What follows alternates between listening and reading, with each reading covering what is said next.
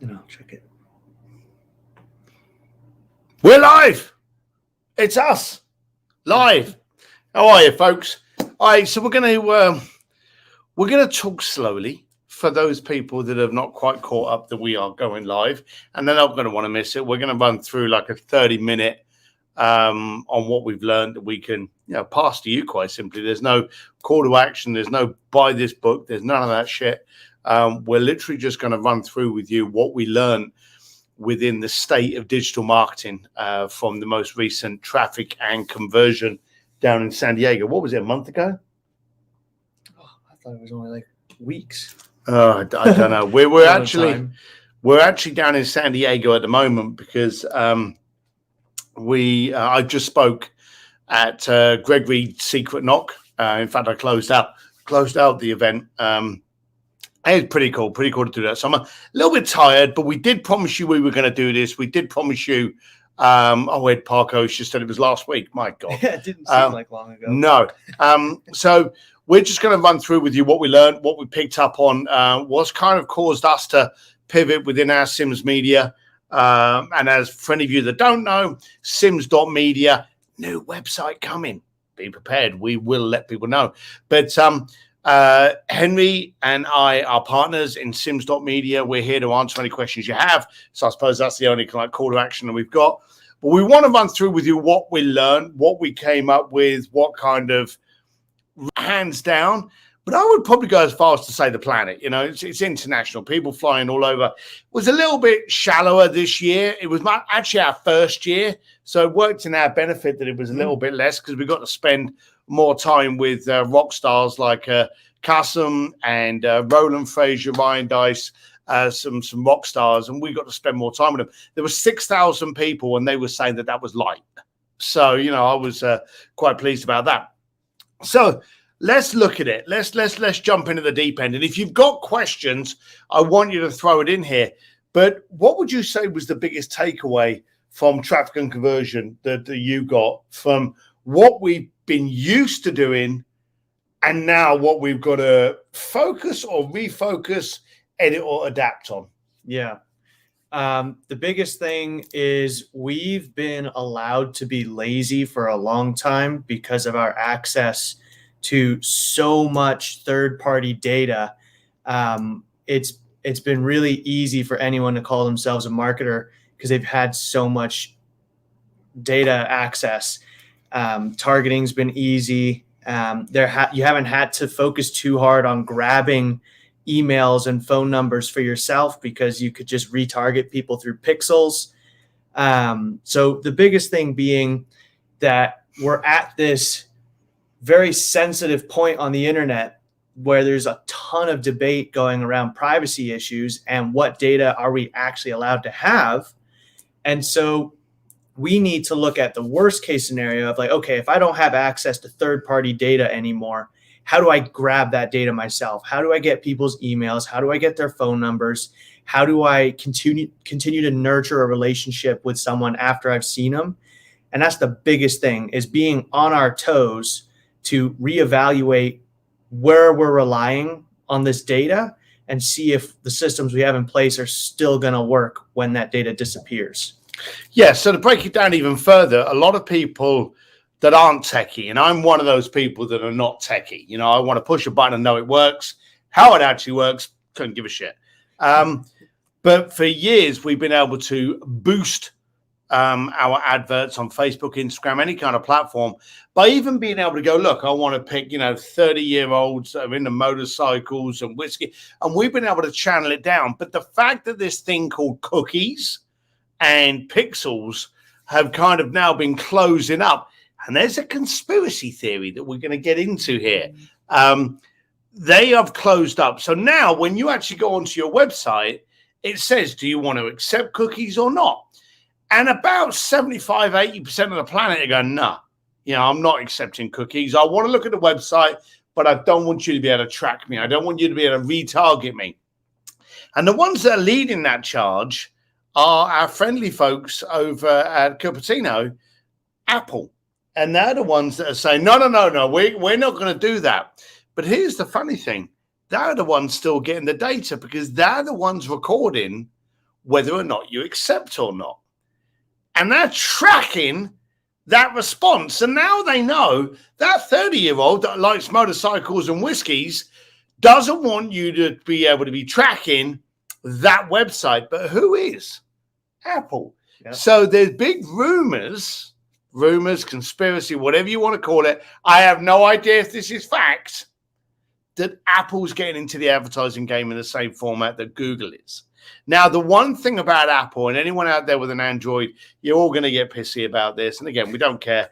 But they say quite openly that the Apple consumer is more affluent than the Android.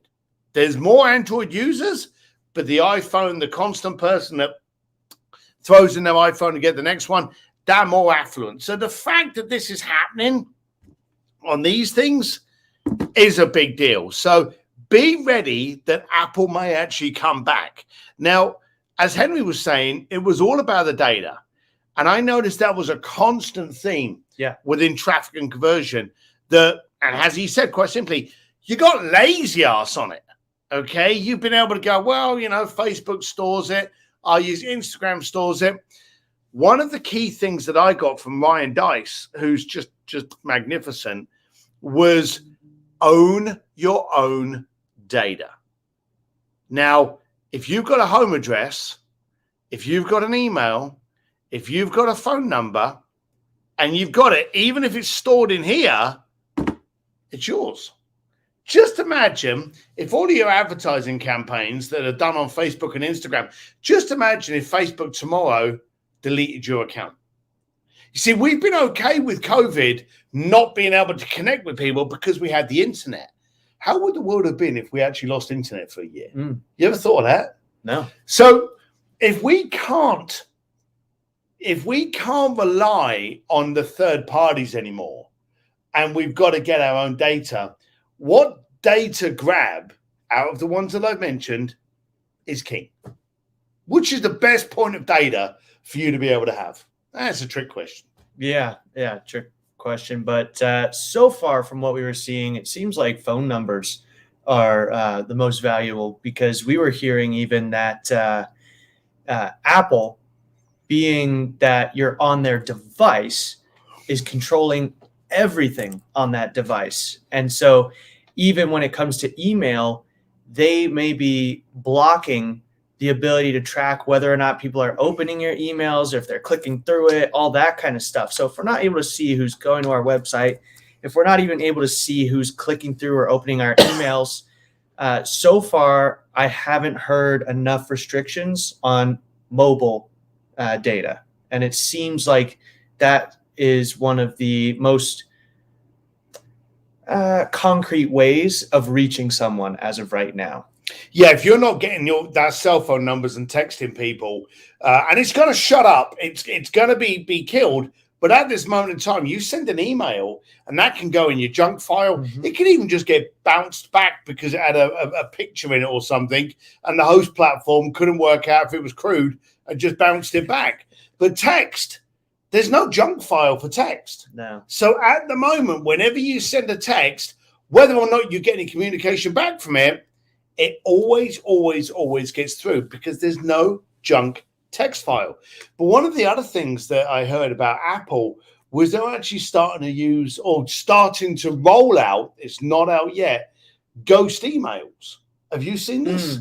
Yeah. They're doing a some kind of ghosting and building up like a fake email address. Yep. So that when you want something, it builds up this fake thing for you and you accept it. So you can't even trust the email that you're getting now is actually true. Yeah.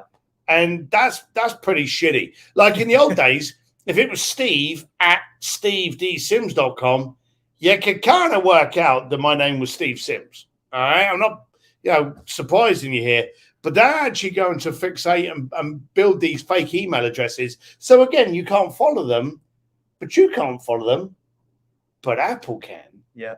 Again, keep on thinking about this. Someone's holding the keys to the kingdom. Now, I'm not a conspiracy theorist, but I'm telling you, these things are lining up too seriously. A friend of ours, Kasim, who's an absolute genius. If you didn't see the AMA, look it up. Look up his podcast I did with him. The guy's absolutely a genius. but he actually lays down some good foundations that can create a good indicator to whether things are coming on. All right, so we know that we've got to get cell phones. We know we've got to get the good data. We know we've got to stay in communication with them. So that comes down to, okay, we're getting all of this data. How best can I connect with our client? Now, social platforms are still the be all and end all. Okay, they're a great way of giving this edutainment. Yeah. This education and entertainment, edutainment. I didn't come up with that. I think it was Perry Belcher, wasn't it? I don't know. Someone. We'll give it to Perry. You know, he needs all the help he can get. So they were talking about using the social feeds for that. And it was Rachel Peterson, was it, that came up with a beautiful usage of listing. What was her terminology for it? Listicles.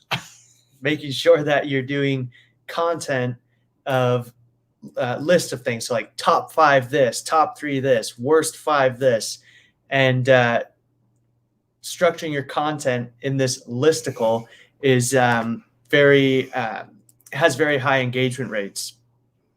Yeah, and she was saying about that.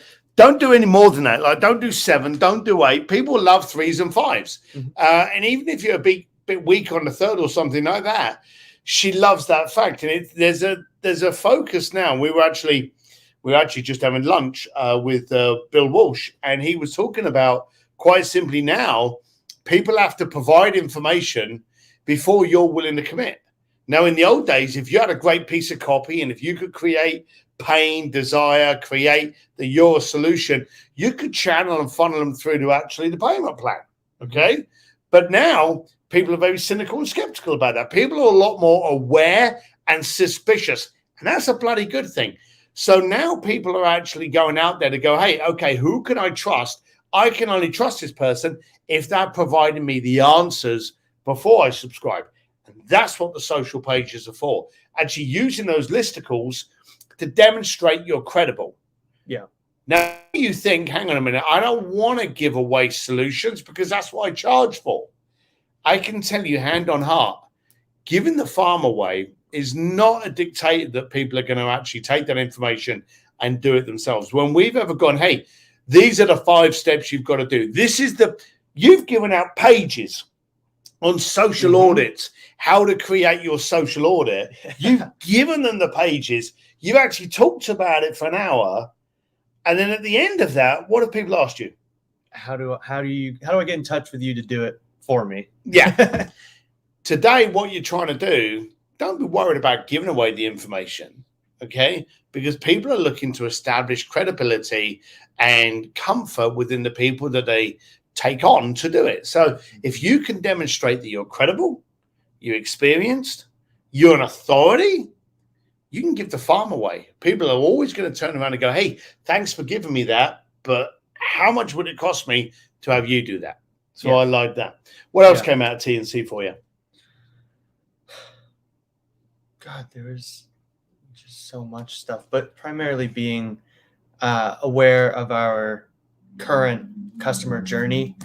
And I remember we had Dennis Yu talk at one of our events years ago, and he talked about the know, like, and trust stages of Speakeasy, and that was journey. in Speakeasy in San Francisco, wasn't it? Yeah. And so many people have been forgetting about this foundational element of marketing because of these easy tools that we've had access to.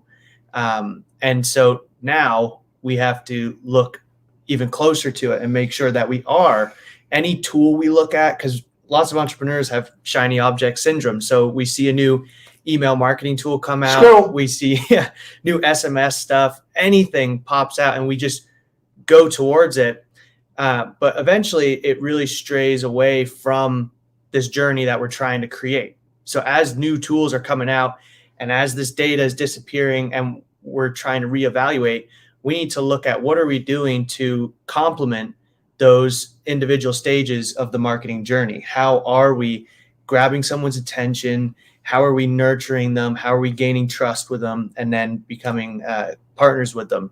And that was very clear with the TNC was we're losing lots of data. lots of easy tactics aren't going to be easy anymore. And we have to go back to the fundamentals that so many people have strayed away from. Which is the trust, build credibility, grab the data. Mhm. Old school's new cool. You know, you've got to go back. Quite simply, people that are doing direct marketing, mail. Oh my God, that's a weird thing to say. Actually using direct mail, that's great. Okay, because anyone that's doing direct mail, you've got the address. Mm-hmm. Okay, so it's good. We've got to recreate the wheel again now. Okay, things are actually happening. Things are changing. We've got pixels, we've got cookies, we've got Google, we've got Facebook privacy, and now we've got Apple stepping up and going, no, we're not doing this, and we're not going to allow you to track that, and we're going to hold on to that data that we're not allowing the planet to track. Something's going to come on there. The rules are changing. So data is king. Grab as much of it as you can now, but you're only going to be able to do it by what you were saying, which was the CBJ, customer buying journey. Mm-hmm. How do they feel? Mm-hmm. How do they feel towards you? Do they like? Do they respond? Do they react? Do they connect? Yeah. Establish the credibility. And as you were saying, with worried about giving away too much, that's how we establish the credibility. Not whereas, I don't know, a while ago, it was just showing pictures and testimonials and fancy stuff. We still use that, but we are in so much more of a value give time now that we have to prove our worth as quick as possible. So the sooner we can provide something to someone that gives them immediate results, the sooner we've got their trust and attention. That's absolutely right. We're happy to answer any questions. We spent a long time there. We're part of a few different groups. So look, we're here to help. You got a question, post it in. We're only doing this for about 30 minutes. So we've got another 30 minutes. As I say, I got off stage, what was it, an hour and 20 minutes ago? So yeah. I'm wiped. But Ben actually came out with it totally correct that old school guys win. So I've always been a great fan. And I love Jay Abraham. And Jay, don't hunt me down. I love Jay because he's old school. Okay. Everything he was talking about, how to create an emotion and a connection within your client, he couldn't be more relevant than he is today. And that shit came out in the 80s and the 90s. So, yeah. Jay, you're relevant, man. I absolutely, hat off to you. I've always been a fan. And he's a neighbor. So, I don't want him knocking on the door and moaning. But yeah, the old school boys win. If you ain't one of the old school, then become it. Old school's new cool. All right. So thank you very much for that one. Again, if you've got any questions in here, we've got to say, yeah, these guys are snappy dressers. Look, there's a dress code. What can I tell you about, all right. So here you go. Actually, I want to read this one here. Music companies, be creative, stay creative. What was the statement that we heard today about the creation? Oh yeah. Well, it was on Roland Fraser's podcast. So, it was on his as well. Well, if it's the statement that I'm thinking of, but on Roland Fraser's podcast, Business Lunch, they were talking about how constraints birth creativity. It is. Every time something stifles our ability to create, entrepreneurs find a new way to do it better. You see, we don't go backwards. We don't settle. We actually create something new to disrupt. And on that point of disruption, if you are not disrupting your market, then someone's disrupting you. Okay, it's as simple as that. So make sure you're doing it there. Here you go. We've got a question here. And the question is the VIP experience worth it? Work it there, or just as much value general admit? I don't fully understand the question there, but I am going to take a part of that question. Everyone wants to feel like a VIP. Yeah. That's one of the things. Having like the general admission and the VIP, nowadays everyone wants to feel like a VIP. I remember when Zappos, okay, this was before Amazon bought it. Zappos was the place you got all your shoes. And if you had kids, you were constantly getting these shoes because these buggers would rip them up all the time. But you would order the shoes and then you would get an email, and the email would say, you'll get the shoes in 3 to 5 days. And then you would straight away get another email saying, hey, we've reassessed your order and moved it up the VIP shipping. You'll get it tomorrow. Now, it was the funny thing. I got that every single time. And bear in mind, with you three, we were buying shoes like, 3 times every 2 months. Yeah. But I always thought it felt rather special, So even when you're buying something and someone says, hey, I see where you're at. I see what you're trying to do. You need the VIP. I've upgraded you. Let's be serious. If it's a course or something like that, it doesn't cost you anything. But that's all to do with the emotive connection of you and your clients. If you can connect, if you can do more. I did the event today, a good friend of ours, because he spoke at a speakeasy before. And he actually had the opportunity, because I spoke to Greg Reed, he had the opportunity to speak on stage today, Brian Gork, okay? And when Brian went up on stage to start doing, I was the first person out at the bottom of the stage taking some photographs for him, I wanted to go that extra little bit to say, look, I'm here to help and support you. Yeah. And I think everyone needs to be doing it. And I think one of the other things that came out of TNC, which we're nicely dovetailing into now, is community. Communities, that's where the money is. Niching down and building a community. When you can build a community, when you can build a tribe, when you're basically Sparta and you've got all of these people, you're concrete. And anything that moves around, any changes, if you've got a loyal community, they will follow you. They will move around, ebb and flow, whatever the changes are. Build a community that resonate with you, and then get that community to be your front line of marketing. Yeah. We've got it with an Entrepreneur's Advantage Facebook group. It's free of charge, shallow plug. We're not going to try and plug you there, but we are going to demonstrate to you our tone, our style. So if you're not part of an Entrepreneur's Facebook group, an Entrepreneur's Advantage with Steve Sims, join it and just stalk us. Find out what we get up to. And then when you're ready to make the move, we'll channel you into the Speakeasy group when you're ready. But I think communities are powerful today. This is where it is. Yeah. So looking through here, let's see if we've got another few quick. Yeah, we've got Brian Gould. We've got a few people in here, Mitch. We've got a whole bunch of people. So we know we've got to build community. We know old school's new cool. Okay. We know we've got to own the data, because all the pixels and all the, let's be blunt, easy, lazy way of marketing is going. Yeah. But does that mean it's the death of internet marketing? No. So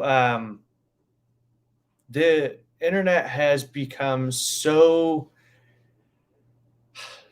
vital, and we depend on it so much for everything we do. You can be in a conversation with someone, something comes up and you're like, oh, I don't know about that. And you just Google it. We're so attached to it. So it's not going, but we need to have it as a new normal, and make sure that we are able to work on internet and off internet just equally as well. Yeah. The biggest thing is, like, there's tools and ways we communicate. The underlying goal is always the same, like you said, of connection. Whether it's off internet, whether it's on the internet, doesn't matter the method. There's tons of things changing, but humans aren't changing, and what we value doesn't change, and our psychology and stuff. So being able to understand how we work and how we want community, how we want certain things, fulfillment, when we can connect with those off or on the internet, then you're going to win. So that's the biggest thing, is no matter what tools we're using, it has to build some kind of connection with who we're trying to reach. So mail, advertising, texting, all of these are just striving for the ultimate goal, the nirvana of connection. See, that's why he's around.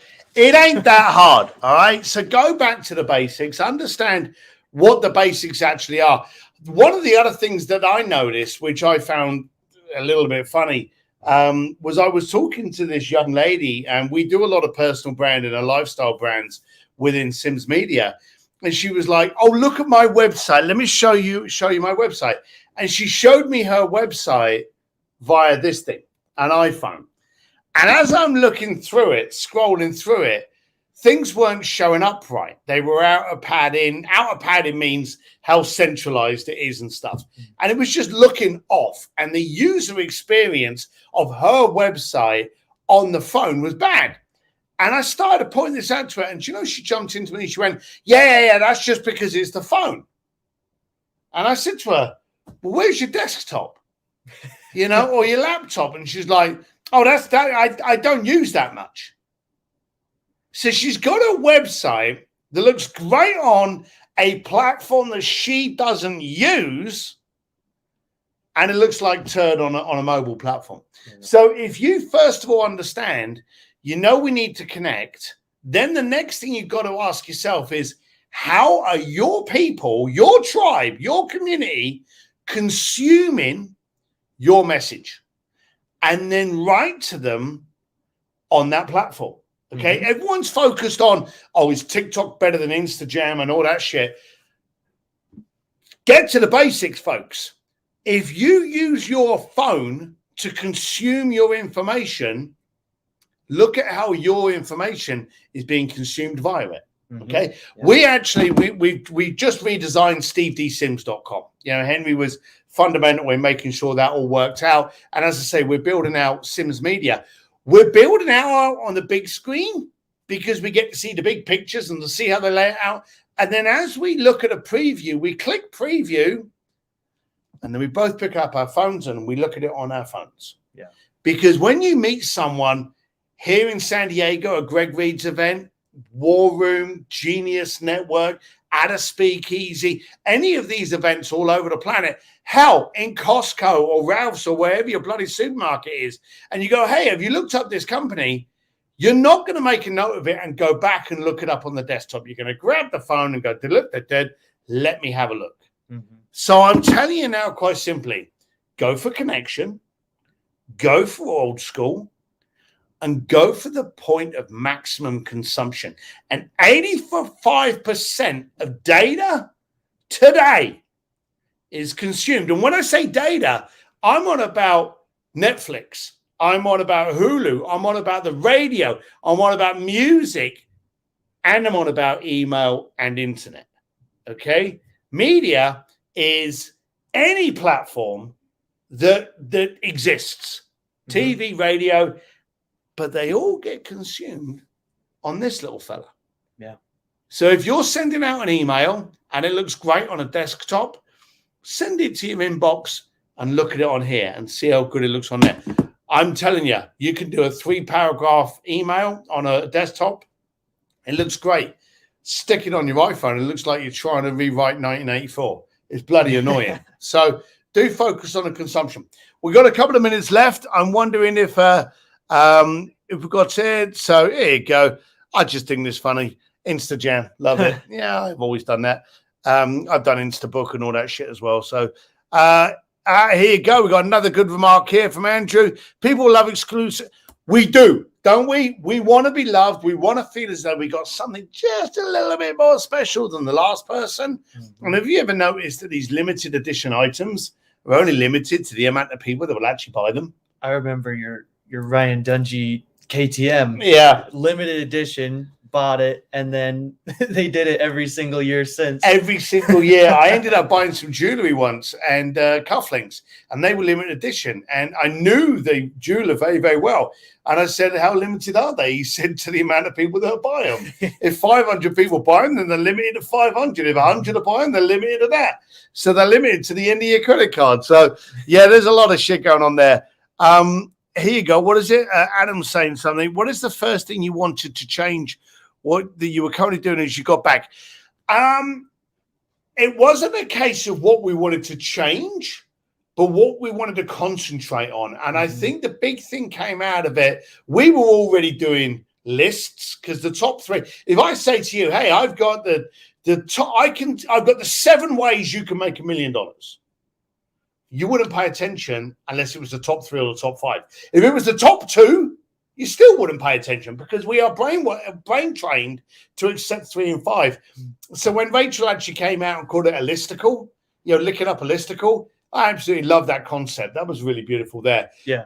But it really was this idea of getting back into our head of going old school and focusing on the fundamental point of connection. Yeah. So quite simply, we wanted to focus on the connection. We like to think we treat all of our people and tribe as VIPs, as we want to be, because we're arrogant shits. We only like the absolute best, and we don't want it cheap and cheerful. So we try to treat everyone else the exact same way. So it definitely was connection. It definitely was the listicle. I really, really like that. Yeah. Loved Ryan Dice talking about going old school, new school, cool. Yeah. But from the practice within the room, realized that every digital marketer there, while they had a laptop in their backpack, they were checking out everything on the phone. So that was one of the things I really focused on there, Adam. All right, so we're up. We just wanted to keep it short and sweet for you. As I say, we do these in the Speakeasy community every twice a month. We every now and then do them over an Entrepreneur's Advantage, and we'll throw these ones out there again for you in the future. There you go. I like this. I like it because Andrew said it, and I like comments like this because it makes me feel good and it panders to my low self-esteem. So, folks, thank you very much. Again, we're not asking for anything other than for you to focus on these kind of tips that are going to make you more profitable, more impactful, and it's just going to be a better world. If we focus on these things, it's a bit more of the world that we want to live in. So, for now, we're actually going down to a red carpet gala being put on by Greg Reed. God knows what that's going to be like. He already got Coolio and a marching band earlier. So we're going to get all toffed up for that. Going to put on a new black T-shirt, and we'll see you guys soon. All right? Yep. See you later. Take care.